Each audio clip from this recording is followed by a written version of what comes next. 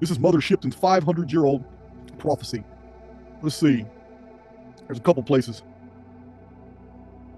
All right.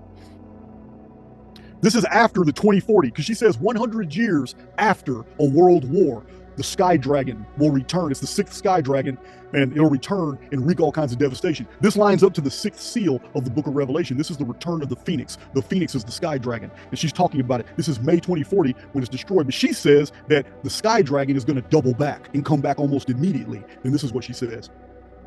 Let's see. And when the dragon's tail is gone, man forgets and smiles and carried on to apply himself too late, for mankind has earned deserved fate. His masked smile, his false grandeur will serve the gods their anger stir, and they will send the dragon back to light the sky. His tail will crack upon the earth and rend the earth, and man shall flee lord and serf. But slowly they are routed out to seek diminishing water spout, and men will die of thirst before the oceans rise to mount the shore, and lands will crack and rend anew. You think it strange, it will come true. And in some far-off distant land, some men of such a tiny band will have to leave their solid mount and span the earth, those few to count. Who survives this and then begin the human race again, but not on land already there, but on ocean beds stark dry and bare. So she's talking about survivors who are protected from this cataclysm. She just said it's a small band of men that exit their mountain. And then this is the exact same thing that started the whole Sumerian history with the appearance of Enki and the Anuna. A small band of men exited a mountain and then went out into the post-cataclysmic world. And she's saying that this is going to happen in the future. So that's the first part. It goes on just a little bit more. Let's see. You don't mind me continuing? Oh, please, go ahead. Okay, so yeah, I found this in like 2007, and I had it published in this book in 2012. So it's like, what, 8, 9, 10, 11? It's like 11, almost 12 years ago. So let's see.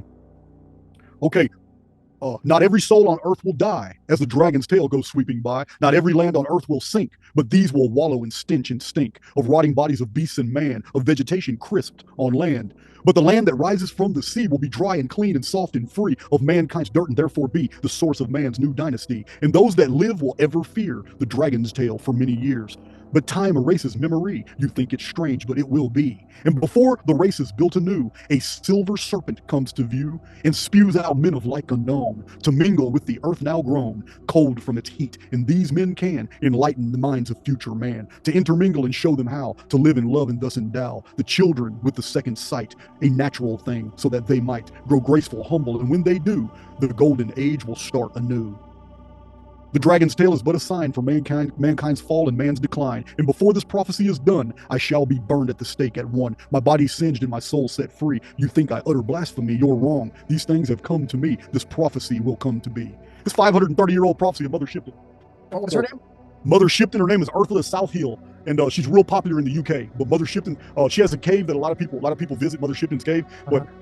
I did a dissertation on Mother Shipton's prophecy because there are detractors who say it's a forgery, but that's only partially true. In the 1800s, some asshole turned around and added a bunch of material to. I'm sorry about that, man. But I love it, dude. Let's be raw, bro. Yeah. Hey, listen, some ass introduced a whole bunch of things that were fulfilled in the 1800s, trying to show other people, look, Mother Shipton predicted all this, but it's not true. Mother Shipton's prophecy was only for the last days. It didn't have anything to do with the 1800s, like trains and submarines and airplanes, and zeppelins, all that shit. It was all added. It's easy to see the interpolated parts of the text and the true parts, which are only about the last days. Yep. So she literally said that a century after a world war steeped deep in blood, that the Sky Dragon would return.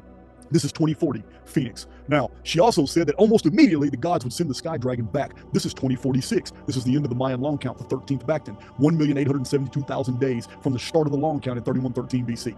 So this all this chronology adds up perfectly to Revelation chapter 13, the return of the seven kings. These seven kings in the Necronomicon and in many occult writings from the 1880s, like Charles Burgoyne, these occult writings call the seven kings the ancient ones. This is their actual title in occult literature. There you go, man.